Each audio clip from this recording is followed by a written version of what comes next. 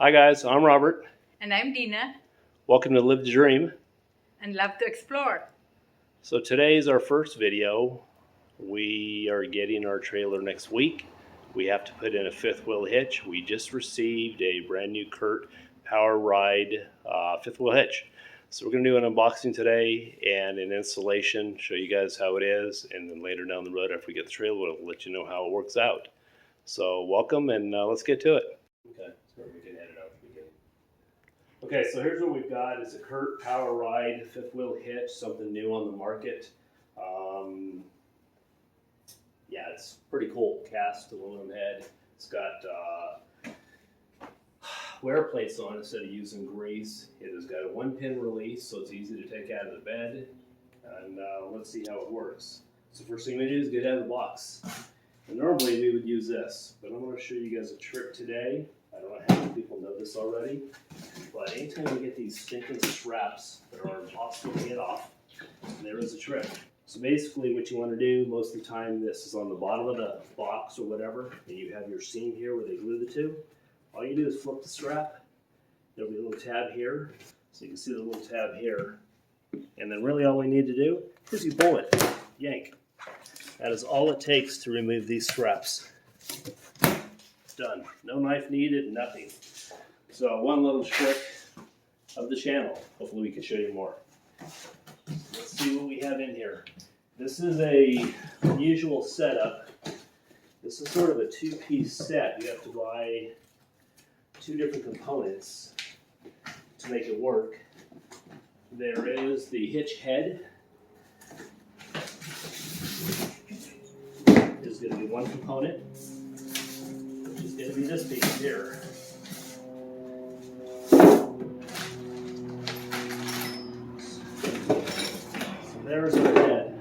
So again, we'll do the same thing. Flip it over. And we can remove these straps quickly and easily. And I know some's going to say it's easier and faster with a knife, but you don't always have a knife. And less chance of cutting yourself with that knife. So that's why I prefer this.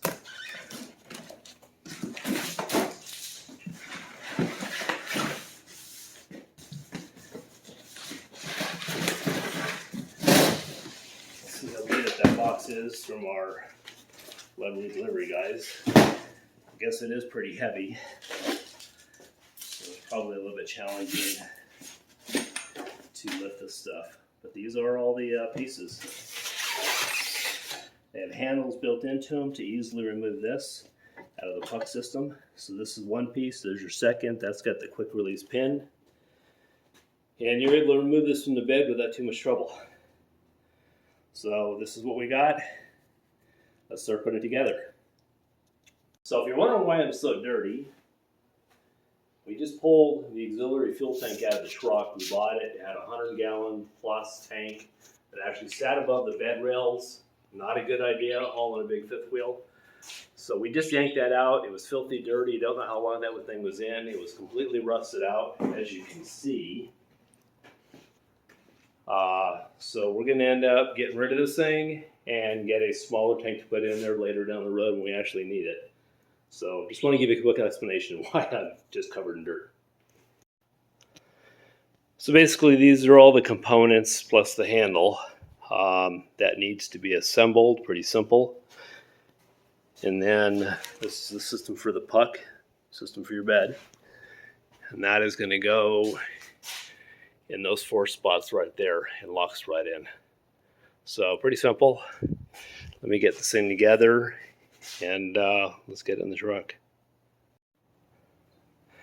Okay, so we've got it together. Separated the head with that pin. That head comes right off. It's still pretty heavy. And this thing's pretty heavy too, so it's definitely a 2-person job to put this in and out of the truck, but it makes it more manageable. Just a note, which dummy me, you're not reading all the instructions, you don't want to tighten all the bolts all the way down, putting the lower crossmember together, because you need to leave space to put this main part of the hitch in there. So you just put them all loosely, get everything fit. I don't have this torqued down because I'm not sure what the ride height's going to be. That's going to have to be adjusted. As you can see, we have quite a few holes here for adjustments on how high this is. So when we pick up the trailer, they'll do the adjustment where it needs to be. So again, I didn't torque this down yet. They'll do that at the dealer. So next is going to be getting it in the truck. Plan B. This thing is way too heavy. Yeah, it was no way Dean and I were going to be able to get this thing in the truck by ourselves. This is really heavy.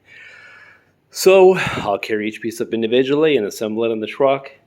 Luckily, there's a half a dozen bolts, and that's all that's required, and that'll be easy to do. So I'm just going to clean out the bed.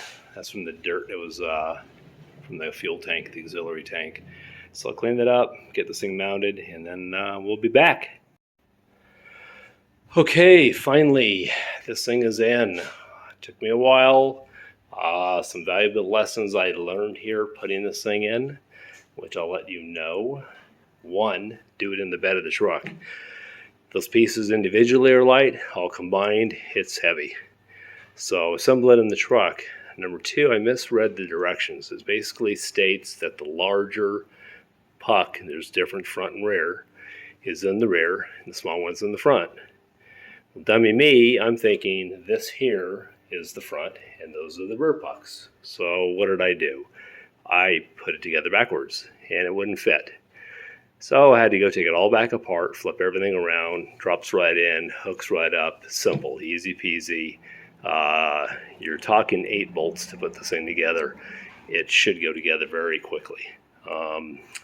Those are the tricks, as you can tell. Let's get a, by the way, check out the cool ladder. I'll do a review on this in another video. This truck's just too high to just jump in the bed, especially for old people like me. So anyhow, let's take a look and see what this thing's like. And I think I might have stated earlier, cast aluminum head. It's actually cast iron. I don't know what I was thinking, but that is a cast iron head.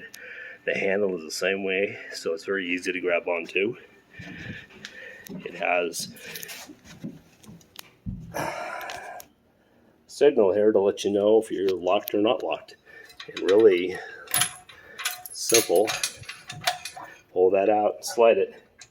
Now you see it's red. So from inside the truck, looking through the backup camera, I can actually see it. It actually has a coupling mode. When I unhook it, it'll stay in that mode, so it's easy to hook back up. But it's basically foolproof. Shows you green. When you are locked, you don't have to worry about dropping your trailer on your truck. So that was a good reason why we got it. Plus the ergonomics of it and how heavy duty it is. The head pivots back and forth and left and right. And you pull that one pin there. Pull that one handle. And this head comes right off, light enough to carry out of the truck. And you reduce what you have sitting in the bed.